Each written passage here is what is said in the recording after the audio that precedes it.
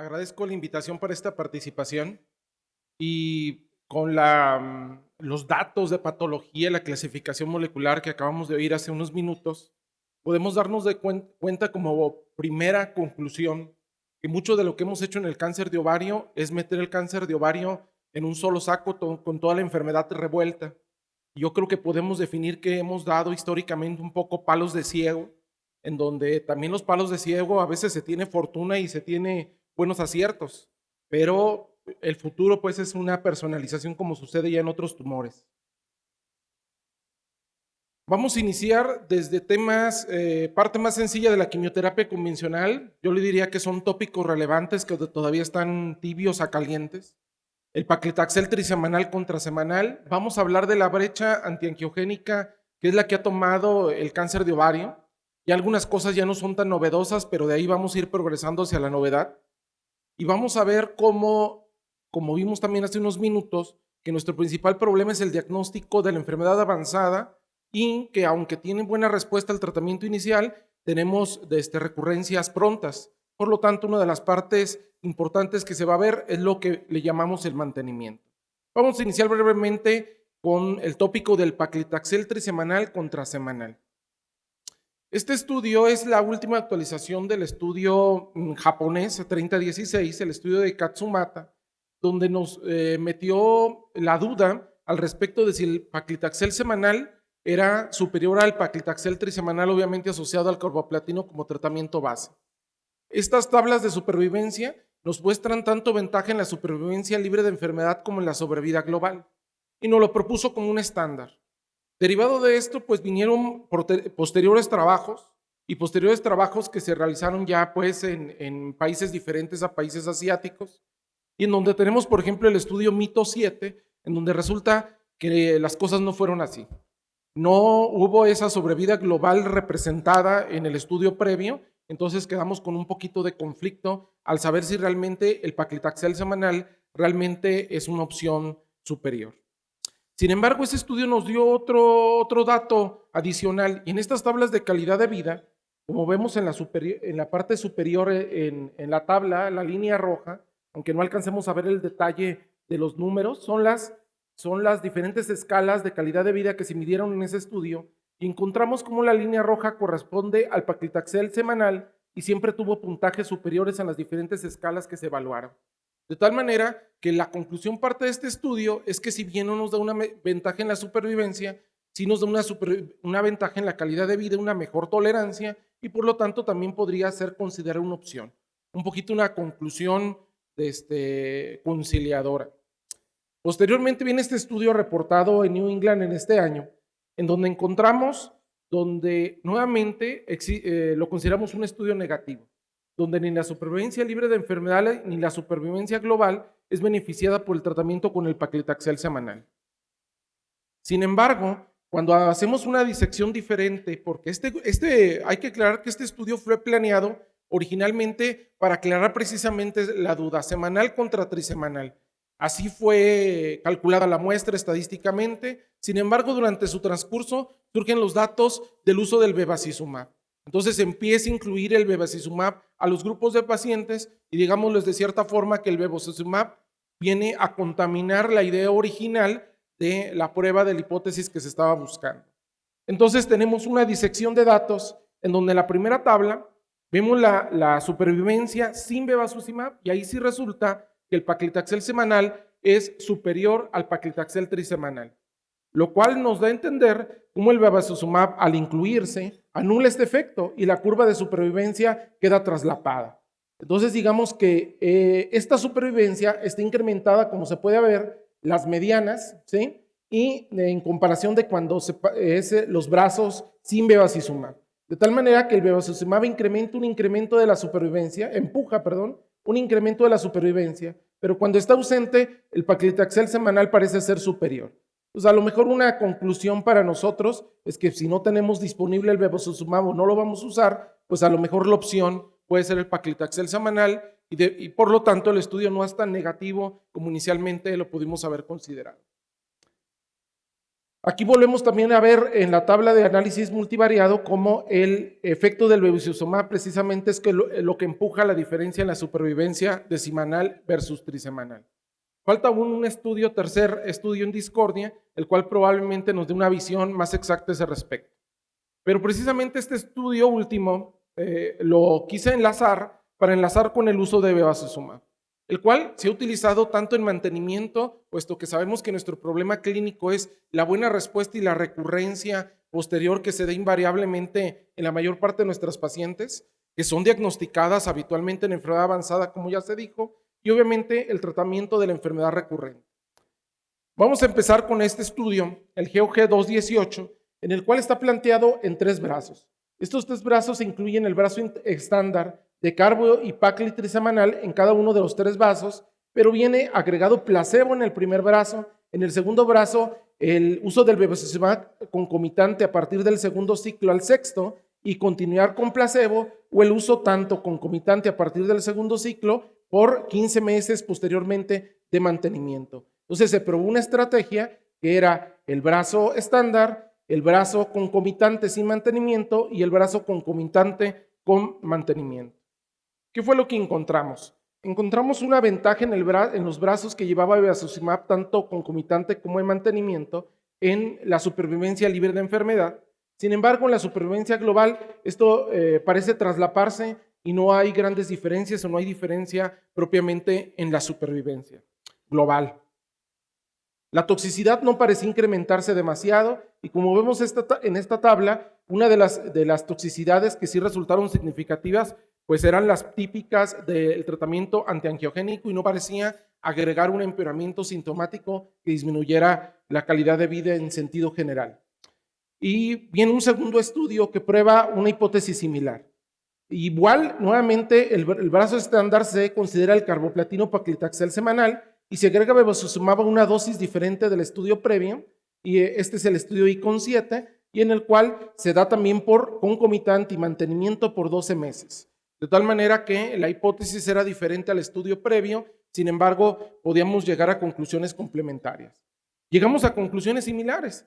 Tenemos que la curva de supervivencia en la supervivencia libre de progresión de enfermedad, que se traslapa de acuerdo a que existe un reclutamiento mixto de pacientes en las etapas, tenemos que el bevacizumab es favorecido, ¿sí? Sin embargo, existe un grupo de pacientes que fueron denominados por los autores como alto riesgo de acuerdo a sus características y alto riesgo de recurrencia, en donde resulta esto ser más claramente significativo. Entonces, cuando lo ponemos todos mezclados, pues esto no resulta tan claro en la supervivencia global, pero cuando los disecamos o los separamos en los pacientes que fueron denominados de alto riesgo de progresión, etapa clínica más avanzada, ciertas características histopatológicas, resulta que ahí sí tenemos una diferencia entre el bevacizumab y la quimioterapia estándar, que va de 28 meses versus 36 y con una razón de riesgo de 0.64 P significativa y debajo de la unidad, lo cual nos permite, al menos en ese grupo de pacientes, ver cómo se favorece más con el uso de bevacizumab. Aquí tenemos la tabla general de diversos factores y son diversos factores, son los que influyen, sin embargo, pues llegamos aproximadamente a la misma conclusión. Todo eso era para establecer el bevacizumab en el mantenimiento, pero también en la enfermedad recurrente hay 2 estudios que estudian esta parte, que es el estudio Oceans, del que vamos a hablar primero, en donde volvemos a utilizar un brazo basado en platino, puesto que era pacientes con recurrencia sensible, carboplatino gemcitabine más placebo, con carboplatino gemcitabine más bevacizumab hasta la progresión, con este grupo de pacientes que ingresaron al estudio, y aquí tenemos nuevamente que tenemos un incremento en la supervivencia libre de progresión, sin embargo no tenemos un incremento en la supervivencia global. Cuando hablamos ya no solo de los sensibles, sino hablamos de los resistentes, pues para contestar esta pregunta se diseñó el estudio Aurelia. Y en el estudio Aurelia encontramos pacientes que recibieron quimioterapia monodroga con estas opciones, paclitaxel, topotecan, hidroxina liposomal, y un segundo brazo con también la quimioterapia de elección más bevacizumab, y en el cual pues encontramos los siguientes resultados. Todos los resultados pues parecen congeniar uno con otro, en el sentido en que volvemos a tener supervivencia libre de progresión significativa y supervivencia global, la cual no es significativa. Hay algunos autores que han intentado sumar estos datos, un estudio adicional que no está publicado de forma completa, tanto en la forma, digámoslo, adyuvante o mantenimiento en la forma de recurrencia sensible y la resistente, y vemos cómo según este metaanálisis, pues hay un beneficio en la supervivencia porque está debajo de la unidad. Sin embargo, en los estudios individuales, la unidad siempre es atravesada en la razón de riesgos y por lo tanto, yo diría que un poquito esta conclusión es un poquito a calzador matemático, puesto que en los estudios individuales esto no parece estar beneficiado en la supervivencia global. Siguiendo este mismo proceso, pues el bevacizumab fue la parte de partida para probar otros medicamentos antiangiogénicos y vamos a hablar de pazopanib, el cual fue probado en escenarios similares, queriendo resolver la problemática anteplanteada de la recurrencia y el tratamiento de la enfermedad recurrente. En el pazopanib se hizo de forma similar a la metodología de los estudios con beva, en el cual se probó el mantenimiento y vemos que las conclusiones son muy similares. Tenemos un beneficio en supervivencia libre de progresión y de supervivencia libre de enfermedad y no beneficio en la supervivencia global, o al menos no de forma clara. Recientemente y ante la modalidad de conocer otros marcadores pronósticos de origen genético molecular, vemos cómo se ha diseccionado el pronóstico de acuerdo a si hay la presencia de mutación BRCA o no hay presencia de mutación BRCA y vemos cómo se comporta de forma diferente. De tal manera que aquellos pacientes con mutación de BRCA parecieran tener mejor pronóstico, estas curvas son con o sin pazopanib, que aquellos que tienen la mutación negativa. Sin embargo, podemos ver claramente que tenemos una subrepresentación de los casos, puesto que el estudio no fue diseñado para tener pacientes equilibrados con o sin mutación, sino que es un estudio posterior para diseccionar con claridad la influencia de BRCA. El pazopanib también fue probado de forma concomitante a la quimioterapia para aquellos pacientes que tenían una enfermedad resistente recurrente. Y volvemos a tener conclusiones similares, en donde volvemos a tener ciertos beneficios, ¿sí?, en las curvas de supervivencia. Creo que vamos progresando de lo que podemos considerar ya no tan novedoso a algo que es un poco más novedoso, y yo creo que en la práctica clínica lo que viene y es parte de lo que ya podemos clasificar más a los pacientes es el uso de inhibidor PAP como el olaparib, el cual es nuevamente probado en escenarios muy similares. El olaparib inicialmente, como ya se dijo en la clasificación patológica, pues es probado en aquellos tumores serosos de alto grado. Y este grupo de pacientes que ingresa, se les da el tratamiento con el olaparib versus placebo. Y entonces encontramos una diferencia significativa en lo que viene siendo la supervivencia libre de progresión.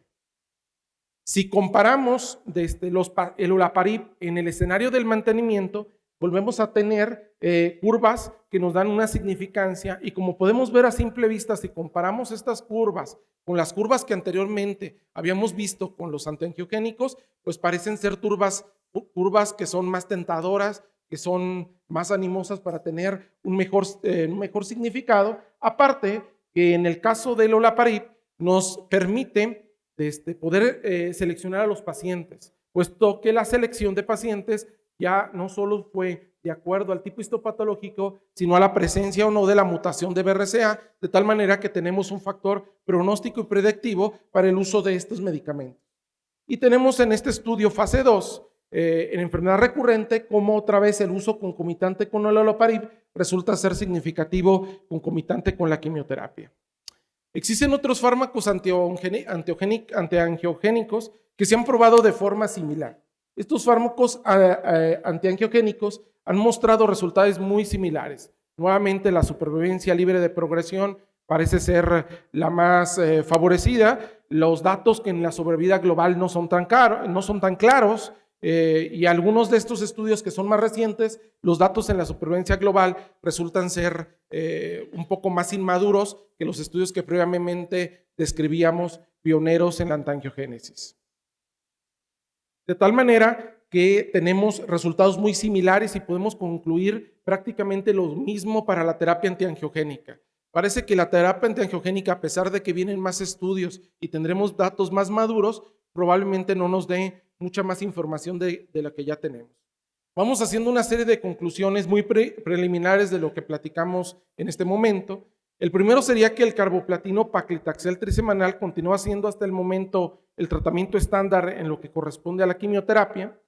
El carboplatino trasimanel con el paclitaxel semanal a dosis densas es una opción terapéutica con preservación de la calidad de vida y que esté en ausencia del uso de bevacizumab antiangiogénico podría ser una buena elección para nuestros pacientes. Y bueno, esperamos resultados adicionales para definir con claridad el verdadero papel del paclitaxel en dosis densas. El bevacizumab en mantenimiento incrementa la supervivencia libre de enfermedad o progresión según corresponda. Sin embargo, no hay evidencia actual clara de un incremento en la sobrevida global. Hace unos años, pues el debate todavía se centraba en si los datos subragados de supervivencia libre de enfermedad o progresión podrían ser suficientes para predecir la sobrevida global. El tiempo nos parece decir que no.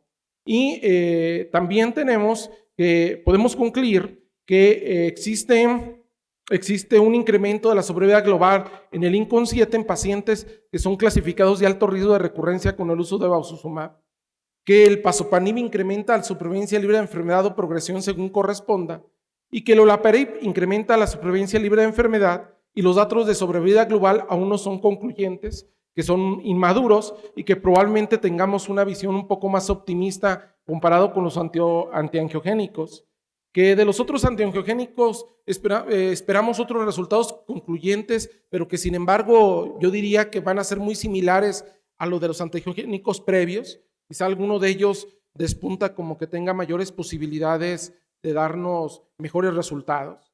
Y finalmente yo aquí agregaría que los estudios con PDL1 son incipientes para cáncer de ovario, que en los estudios iniciales no parece ser el tumor que más se beneficia de esta estrategia de tratamiento, y pues la investigación intensa se ha centrado en otros tumores, ¿no? El cáncer de pulmón, el melanoma, y que pues vienen estudios con estos medicamentos que probablemente nos darían una visión más exacta en el futuro.